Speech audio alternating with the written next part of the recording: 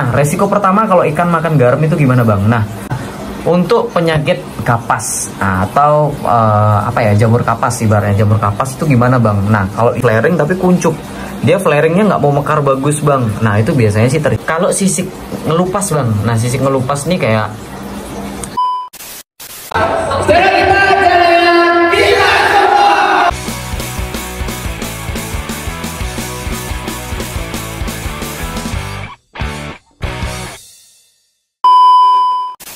Nah oke, jadi di kesempatan kali ini kita bakal ngebahas bahaya garam ikan dan manfaat-manfaat garam ikan dan cara-cara penggunaannya. Nah jadi buat teman-teman ini banyak banget kemarin terutama ya, itu waktu banjir-banjirnya Auranti itu kalau nggak salah di bulan ya sekitar Juni, Juli, Agustus atau mulai Mei kalau nggak salah, itu mulai banjir Auranti, banyak Auranti sakit, terus banyak banget yang ngasih garam. Dan garamnya itu kemakan, dan banyak banget ikan yang sampai berminggu-minggu nggak mau makan. Itu banyak banget yang panik, dan ya respon teman-teman tuh banyak banget ya nanya-nanya sama aku. Dan ya sebenarnya berbahaya nggak berbahaya, dibilang berbahaya, dibilang enggak. Itu mulai dari dia dimakan sampai terlalu banyak pemberian garam itu juga ada efek sampingnya lah ibaratnya. Nah, yang pertama kita bakal ngebahas dulu manfaat dari garam ini gimana sih bang gitu. Manfaat garam, terus pemberian garam ini fungsinya buat apa, manfaatnya buat apa. Nah gitu guys. Nah yang pertama, garam ini kalau aku pribadi, ini dari aku pribadi aja deh ya, jangan kita ngebahas yang orang-orang. Nah kalau aku pribadi, kalau ada ikan-ikan yang sakitnya itu cuman hal-hal kecil, nabrak kaca. Kalau nabrak kaca biasanya di bagian kepala itu pasti dia keseringan kayak sisik ngelupas. Nah untuk sisik ngelupas itu sendiri di atas kepala ini biasanya itu nggak perlu kita kasih garam ikan dan lain-lain sebagainya, itu nggak perlu, itu sangat aman gitu guys. Dan kalaupun ada teman-teman mau dikasih ketapang itu nggak apa-apa, itu juga bagus kalau mau dikasih ketapang. Kalau nggak mau dikasih ketapang juga nggak apa-apa, karena dia akan recovery dengan sendirinya. Itu untuk yang kepalanya di atas itu biasanya kalau lompat itu kan ada kayak compeng. Nah itu cukup dibiarkan aja, itu nanti dia akan recovery dengan sendirinya. Terus bang, apakah bisa sempurna recovery-nya? Pasti kok. Selama ikannya masih kecil tuh biasanya akan cenderung lebih sempurna. Nah setelah itu kalau parah banget bang gimana? Nah meskipun parah banget, selama ikannya masih kecil ya, belum tua banget, itu biasanya recovery-nya akan sangat cepat guys. Nah setelah itu kalau sisik ngelupas bang, nah sisik ngelupas nih kayak sisik ngelupas tuh aduh aku nggak ada fotonya lagi ya. Ada kadang sisiknya itu ngelupas di bagian badan guys, di bagian dekat-dekat punggung, di bawah sirip itu biasanya ngelupas kayak abu-abu gitu warnanya, itu rontok. Nah itu sendiri aku belum tahu banyak itu kenapa, sebabnya apa, untuk pastinya aku belum tahu. Tapi untuk beberapa indikasi-indikasi yang kemungkinan terjadi itu kualitas air nggak bagus atau nggak cocok pakan. Tapi kalau nggak cocok pakan kayaknya enggak, tapi lebih ke air sih kalau aku pribadi ya, kondisi air yang kurang bagus atau kondisi ikan yang memang kurang fit, itu bisa saja terjadi. Nah untuk penyakit yang kayak gitu sendiri itu juga nggak harus menggunakan garam kalau aku pribadi, itu cuman perlu menggunakan daun ketapang kering. Kalau aku tuh makanya daun guys, daun ketapang kering gitu. Pakai daun ketapang kering itu sudah cukup. Atau kalau memang kalian ragu sama kondisi air kalian, kayak airku nih ya, ini kalau kalian lihat di atas sudah kotor banget, ini harusnya diganti udah. Nah kalau kalian waktu kejadian sisik lepas itu airnya lagi kotor, keruh atau nggak bagus, saranku sih di WC. Tapi ingat ya, kalau kita mau WC nge-WC ikan, nge-WC air itu ya untuk semua ikan hampir itu nggak boleh 100% guys, karena itu bisa bikin ikan kita stres juga, adaptasi ulang sama air baru. Jadi kalau bisa WC itu cuman ya mungkin segini nih ya, 80%, 70% atau 50%, tergantung kondisi ikan. Aku kalau ikan normal biasanya WC-nya 50%, tapi kalau ikan sakit-sakitan biasanya sih sampai 70-80% gitu kak. Itu tergantung ya, kalau kondisi air nggak bagus aku bakalan WC sampai banyak gitu, tapi untuk 100% itu enggak. Nah setelah itu kejadian kondisi bang ikannya kuncup sekali tapi flaring bang.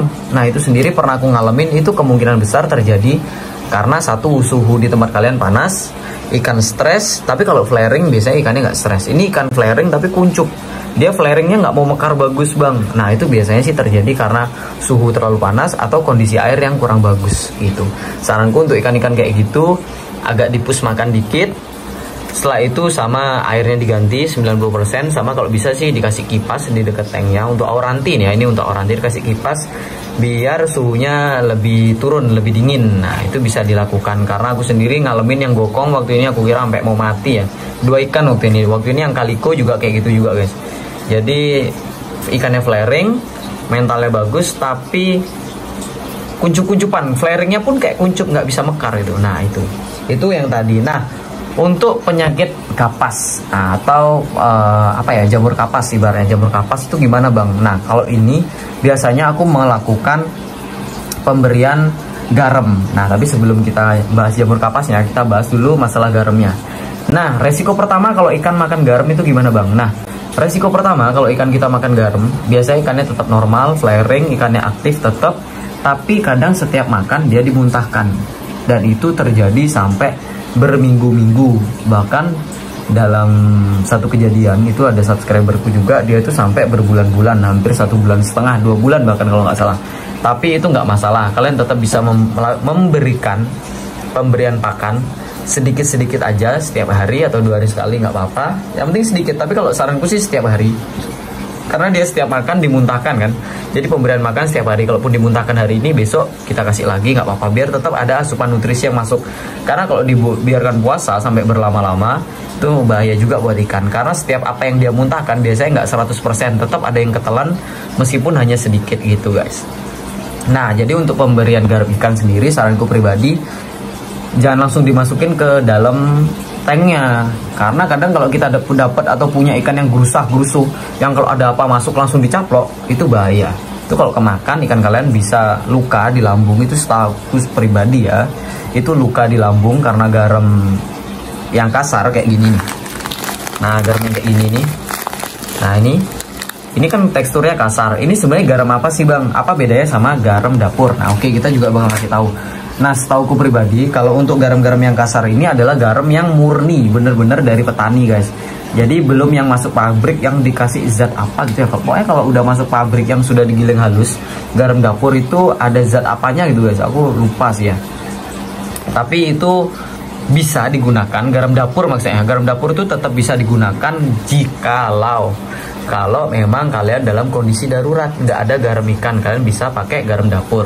Tapi kalau garam kasar itu lebih bagus karena dia memang murni dari petani. Dan untuk manfaatnya sendiri, garam dapur itu bisa membunuh parasit guys, parasit protozoa lah namanya apa gitu ya. Pokoknya dia bisa meminimalisir kayak yang kayak gitu-gitu itulah tadi. Tapi tetap untuk pemberian garam ikan itu juga tidak boleh terlalu banyak, karena bisa mengganggu si ikan, bahkan bisa buat ikan stres. Karena ikan ini kalau kalian tahu, ikan ini kan berlendir.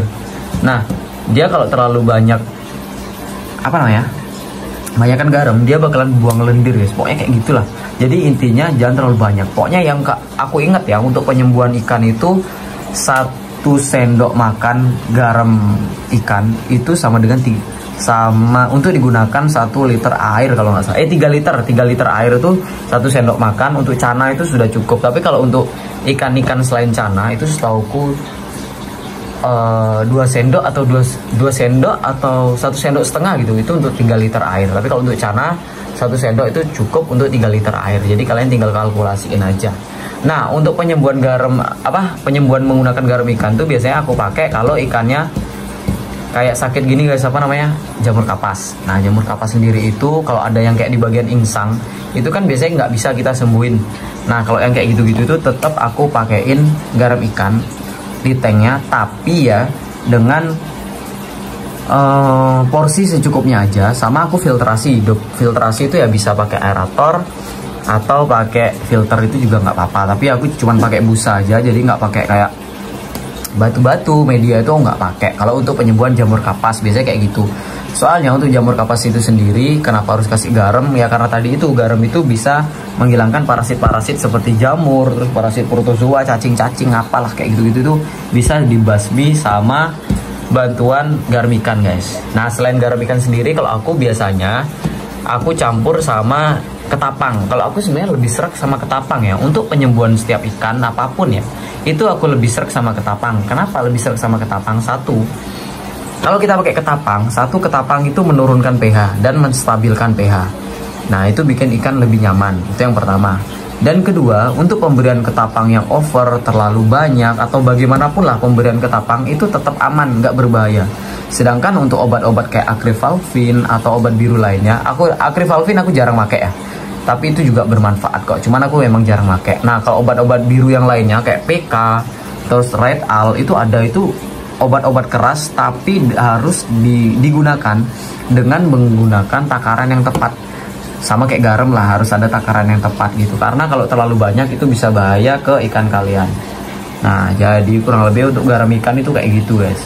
Buat kalian yang melakukan penyembuhan untuk ikan cana kalian, saranku yang di awal kalau emang mau hanya untuk pencegahan, kalian cukup pakai ketapang, itu sudah cukup. Kecuali kalau memang ada jamur, ada hal-hal yang parah. Tapi kalau cuma luka, nggak ada jamur, nggak apa-apa kok. Nggak usah pakai garam ikan, nggak apa-apa.